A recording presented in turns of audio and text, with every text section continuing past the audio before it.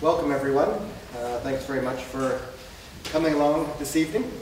My name is Rick Lyons, and I'm one of the directors of the International Center on Human Rights and Drug Policy, which is based at the Human Rights Center at the University of Essex. I'm also a visiting lecturer here at the Irish Center for Human Rights, where we're teaching a course in the master's program on human rights and drug policy just later in this month, actually.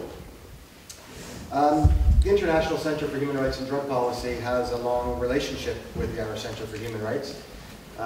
We were founded in 2009 by myself and my colleague Damon Barrett, both of whom were graduates of the Irish Center. And beginning in 2009, we were actually based at the Irish Center for Human Rights, where we established a number of programs.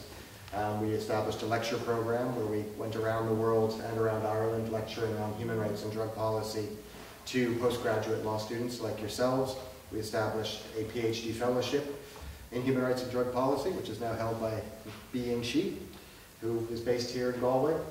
And we also established the first and only human rights and drugs peer-reviewed law journal, which we're about to produce our third edition of, which is produced annually at the moment. Just earlier this year, we actually moved our headquarters away from Galway into Essex. Damon and I are based in London, and we had the opportunity to hire Nancy Prudhomme, who was also based here at the Irish Center for many years. So we have a long-standing relationship with the Irish Center. We're very pleased to be able to launch this new activity here in Galway this week. This is the first in a series of 6 debates on different topics related to human rights and drug policy, which were being held in universities around the world. Again, the first one here today is obviously on the issue of drugs and disability. But we'll also be going to Columbia University in New York next week. We'll be going to Pretoria later this month. And then following that, we'll be going to Indonesia and to Bogota, and also then back to the UK to finish up at the University of Essex. So a wide-ranging international series of lectures, a different topic at each one, and at each one a different lineup of international experts looking to tease out some of these interesting debates, linking together human rights and drug policy. We're particularly indebted to the support of the Irish Center for Human Rights and the University of Essex, and also to the Open Society Foundation's Youth Initiative, who have funded this particular series of lectures. As I said, this is our first debate, and before I turn it over to our chair, I'm going to say a little bit about the format. We're going to have 4 different speakers, 2 arguing one side of the issue and 2 the other. We'll have each of our panelists speaking for 10 minutes, taking turns, one proposing and one opposing the motion. And then we'll have an opportunity to have some discussion amongst the panelists and certainly open it up to the audience for question and answer and further discussion. We're particularly grateful and honored to have as our chair today someone who many of you probably know already, certainly one of the most distinguished human rights advocates here in Ireland, and also one of the leading authorities internationally on issues to do with human rights and disability, Professor Gerard Quinn, who's the director of the Center for Disability Law and Policy, also based here at NUIG. Professor Quinn's obviously a leading authority on international and comparative disability law and policy. He's a former member of the Irish Human Rights Commission, and very importantly, he led the delegation of Rehabilitation International during the UN working group that elaborated the basis for the Convention on the Rights of Persons with Disabilities. So a very distinguished international scholar, international human rights advocate based here in Galway, and really we couldn't think of anyone better to chair this particular debate, and we're very grateful to have his support and participation today. Before I turn it over to Professor Quinn and our guests, maybe we'll just start off for the beginning vote. How many people here would see drug addiction recognized as a disability? Raise your hand.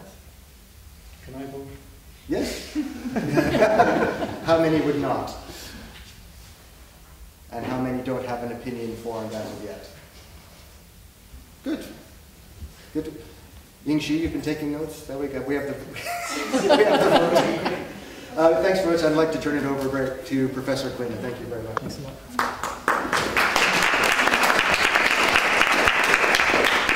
So thanks, Rick, for that. My chief claim to fame is I'm actually a former champion Irish accordion player, which in this culture means a lot more than academic distinctions. So my first act would be to invite the four panelists to assume your positions, please, your seats. Very fast, and music. The proposition we have before us tonight, despite my vote a few minutes ago, is endlessly fascinating, and I genuinely do have an open mind, but I just thought I'd get an early preference in. And it's whether drug addiction ought to be recognized as a disability. Flipped over, what it implicitly concedes is that it's not currently recognized as a disability. So logically, at least, the questions we ought to be addressing ourselves and the questions that ought to be dissected and dissolved by the insights from the panelists will be, why should it be considered a disability? What thresholds does it have to exceed in order to be considered a disability? And what are the putative advantages or disadvantages, particularly in terms of long-term policy and moving what everybody widely acknowledges as failed drugs policies away from very narrow foundations to a different plane altogether. So to help us try and wind our way through these questions, we have four very distinguished panelists. I must say, the first time I ever came across these issues was in the late 1980s, early 1990s, in the drafting of the Americans with Disabilities Act, when there were moves, quite successful moves, to explicitly exclude addiction from the coverage of the Rolls-Royce of anti-discrimination law on disability. And then laterally, the issue bubbled up, but only momentarily, during the drafting of the UN Convention on the Rights of People with Disabilities. You might say that because the issue really wasn't squarely before the negotiators, that the issue is yet to be resolved. And perhaps the concepts embedded in that convention are capacious enough to actually absorb drug addiction as a form of disability. But really the game is still in play. And we want to have our speakers speak for about 10 minutes. Some of them will propose the proposition, some of them will oppose it. And we will hold the rebuttal until after all four have spoken. And then we'll open it up to the audience, and then at the end of the day, there will be a democratic vote, and we'll see whether you've changed your minds. So our first speaker speaking in favour of the proposition is Richard Elliott, who's Executive Director of Canadian HIV/AIDS Legal Network, and also founding member of the Global Treatment Access Group, which is an affiliation of Canadian NGOs advocating for access to medicines and other aspects of the human rights in developing countries. So I'll introduce you one by one, but Richard, I'll hand over to you now, and you have 10 minutes, 10-ish in Ireland.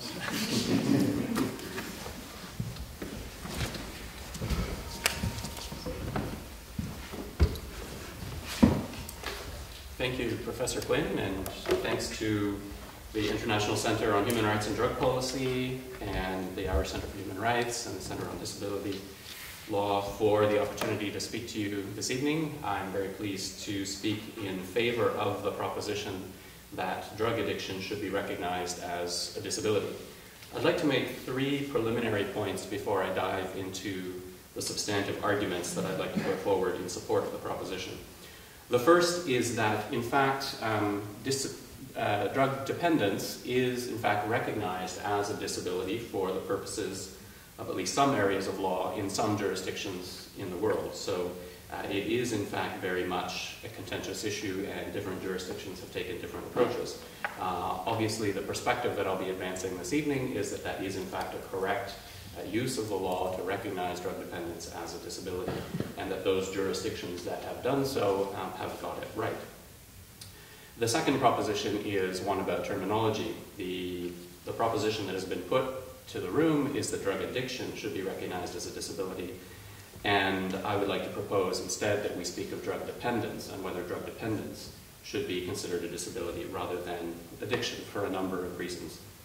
One, the term addiction and the term addict have come to be rather judgmental.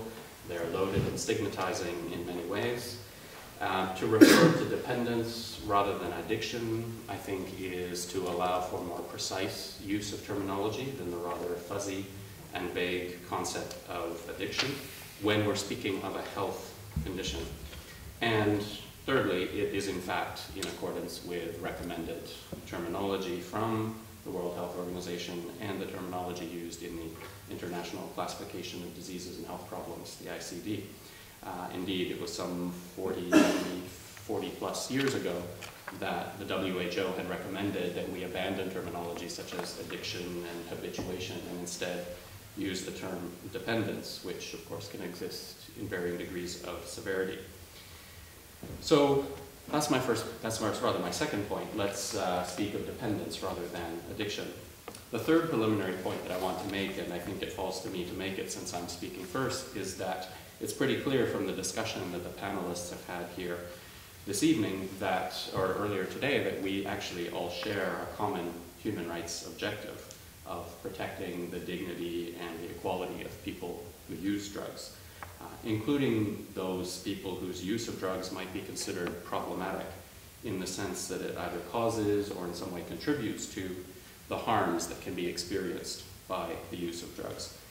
And although we may take different positions on the basic proposition over the course of the debate, I think we all share that basic premise, and we're all animated in the views that we offer by a desire to ensure the full respect, protection, and fulfillment of the rights of people who use drugs, whether or not we may differ on whether it should be considered a disability in law. So with those preliminary remarks out of the way, let me dive into two substantive questions that I think the proposition before us raises.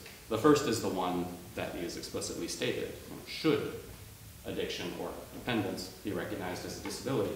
But I think embedded in that question is a first question of whether dependence is, in fact, a disability or can be considered to constitute a disability, which is a separate question from whether it should for purposes of law. If it can't fall within the definition of a disability for whatever reason that someone might want to argue, then we're not going to get very far in making the argument that it should be. So the first thing I'd like to do is address the is or can it be question before speaking to the should. And in order to answer that question, I think we need to look first at obviously available definitions of both drug dependence and disability and see how these might match up. And I'd like to suggest that whether we adopt a narrower medical model of understanding disability or a broader social definition of disability, which is increasingly recognized as a more sophisticated, nuanced understanding of disability and is reflected in the UN Convention on the Rights of Persons with Disabilities, drug dependence fits or can easily be made to fit within the category of disability, at least for some people with drug dependence. So consider the concept in a fairly narrow medical frame. And here we might turn to the WHO and ICD definitions of drug dependence. The WHO recognizes drug dependence as a chronic, relapsing medical condition. It defines it thusly: a cluster of cognitive, behavioral, and physiologic symptoms that indicate a person has impaired control of psychoactive substance use and continues use of the substance despite adverse consequences. This is similar to the focus on the individual characteristics that is found in the definition of the term dependence syndrome, which is the term used in the International Classification of Diseases and Health Problems. Very similar wording: a cluster of physiological, behavioral, and cognitive phenomena in which the use of a substance or a class of substances takes on a much higher priority for a given individual than other behaviors that once had greater value. A central descriptive characteristic of the dependence syndrome is the desire, often strong, sometimes overpowering, to take the psychoactive drugs, which may or may not have been medically prescribed, alcohol or tobacco. And in order, under the ICD, for there to be a diagnosis of drug dependence, the ICD recommends that such a diagnosis should only be made if 3 or more of the following criteria have been present together at some time during the previous year. The first of those is a strong desire or a sense of compulsion to take the substance. The second is difficulties in controlling the substance-taking behavior. A third is a physiological withdrawal state when substance use has ceased or has been reduced. The fourth is evidence of tolerance to the substance, such that increased doses of the psychoactive substance are required in order to achieve the effects originally produced by lower doses. The fifth is progressive neglect of alternative pleasures or interests because of psychoactive substance use. And the sixth and final criterion for consideration is persistence with substance use despite clear evidence of overtly harmful consequences. So at least three of those criteria must be present simultaneously in order for a diagnosis of drug dependence to be made. And as you can see from the list, those definitions, those criteria, focus specifically on characteristics of the individual person, and they understand problematic drug use to be problematic specifically because of its adverse physical or psychological consequences. That is, in essence, the focus is on some sort of impairment of a bodily function or a limitation of some sort in some activity as a result of the ingestion of the substance. So that's one narrower, medically focused definition of drug dependence. But of course, the concept of disability is somewhat broader than that narrow medical focus. I suggest, however, that the broader social model understanding of disability actually makes my task this evening easier. It more easily leads to the conclusion that drug dependence fits under the umbrella of disability.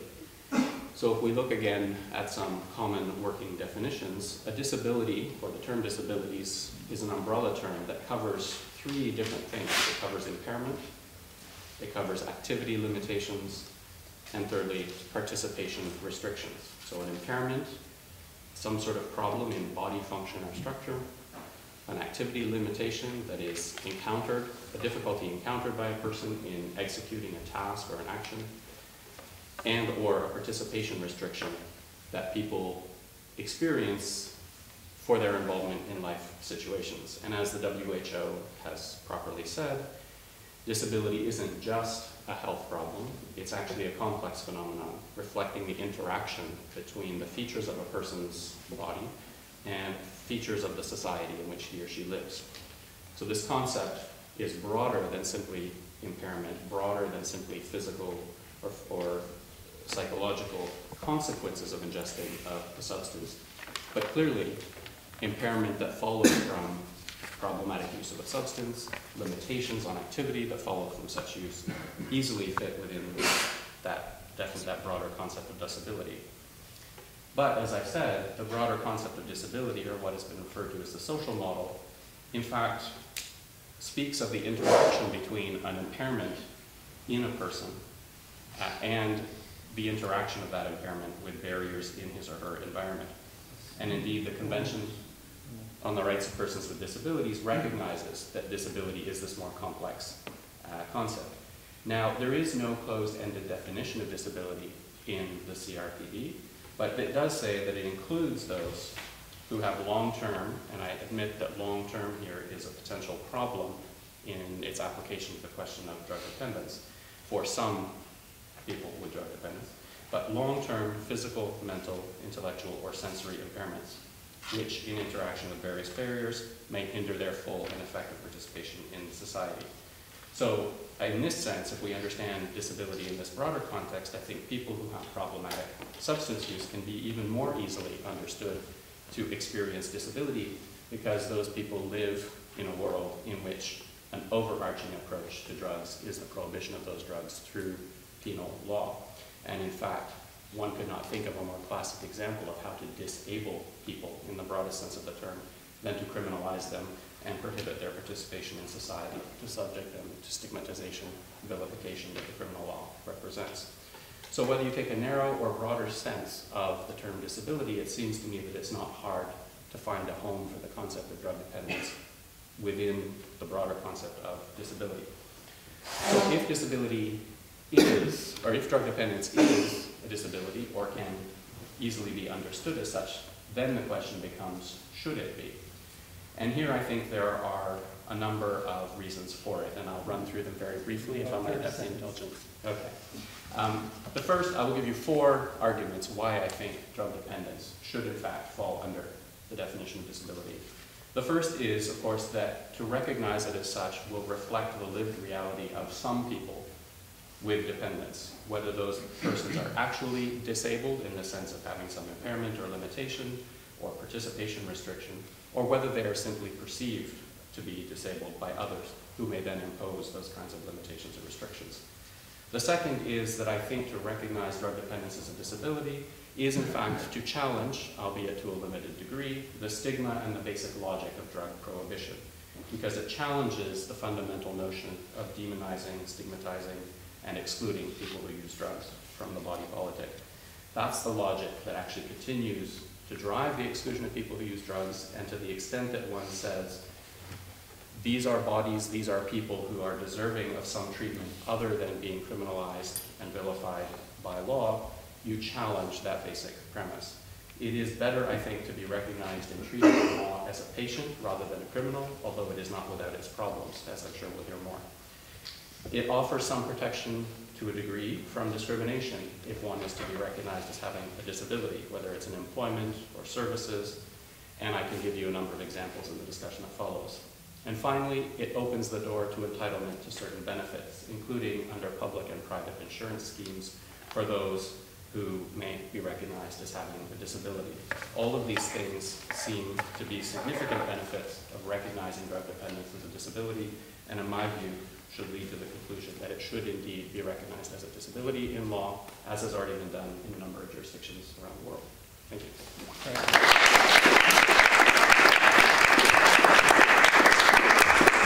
So you packed a lot into that, and the core of the argument essentially is that there already are some countries that legislate along the lines of the proposition. You prefer the notion of drug dependence as against drug addiction, mainly because you see drug addiction as a carrier for stigma, wearing your badge of David, so to speak. You say we have a common human rights challenge. Even though we divide on the technical issue, there is nevertheless a common human rights challenge.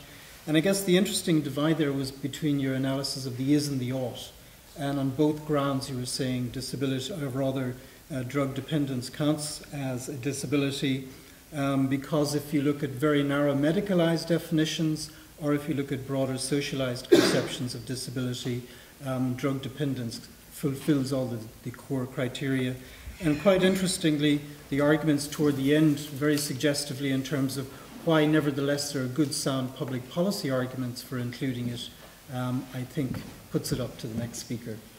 So now let me introduce you to the next speaker who will speak against the proposition, Rebecca Schliefer, who works with Human Rights Watch in New York, and her background is in health and human rights, and very interesting interest in the criminal law as an obstacle to the achievement of human rights for people with HIV and AIDS. So over to you, Rebecca.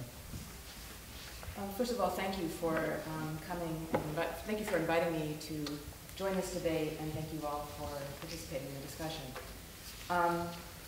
I want to start by saying that Richard's a formidable opponent, not least because we have the benefit of speaking together this morning.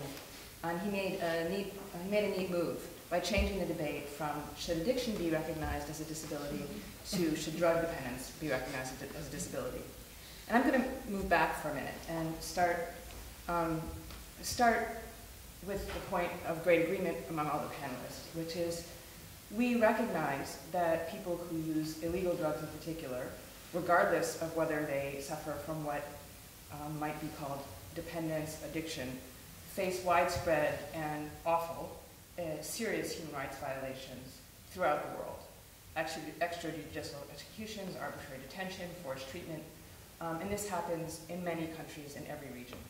And we all share a common interest, a common goal in identifying and developing and using strategies that would protect and promote the rights of all people who use drugs. And the question here is whether identifying some subset of these people who are addicted, is the best way to do this. I want to go back to the term addiction. I agree with Richard that addiction is a problematic term, not just because it's stigmatizing, it also is rather meaningless. It is a term that has no diagnostic criteria. It's not used in a consistent, meaningful way in medical, social, legal, academic literature.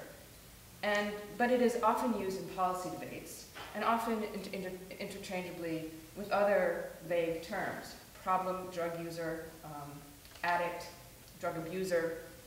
In fact, in the conversations and the discussions preliminary to during the development of the Convention on the Rights of Persons with Disabilities, they talk about drug and alcohol abuse. Again, it's not clear what that is. It's very subjective. It's also difficult to define with precision what current addiction is, or even if we adopt the term dependence, given that people can relapse after long periods of abstinence, and that many people function 100%, even if they regularly take methadone or other forms of substitution therapy. And it's not clear to me what the difference is between what's often called a problem drug user and a person who uses drugs. And in fact, in the eyes of the state, in the eyes of most state governments, there is no difference, a distinction that makes a difference. Now, I wanted to just review some of the reasons why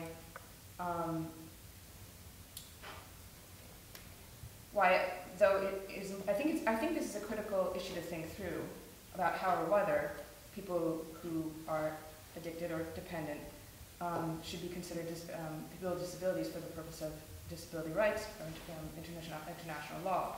I want to raise some concerns or some issues that people who use drugs, people with addiction, have in common, and some distinctions with people with disabilities.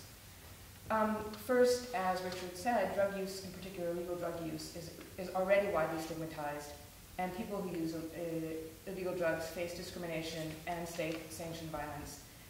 Even with respect to disability benefits, in some countries, people who are active drug users, arguably the ones most in need of disability protections, are the ones who are excluded from the law. And that's true, for example, of the Americans with Disabilities Act, the so-called Rolls-Royce of disability protections. And even if we view that there are some people who might meet a medical definition of substance abuse or substance dependence, disability law won't protect most people who use drugs, won't fall into that category. And there's a question of if we have a category of people who are already some of the most vilified, marginalized people, we protect only one little piece of that group, whether that's going to further marginalize some of the people that we all claim to have an interest in working with to promote their rights.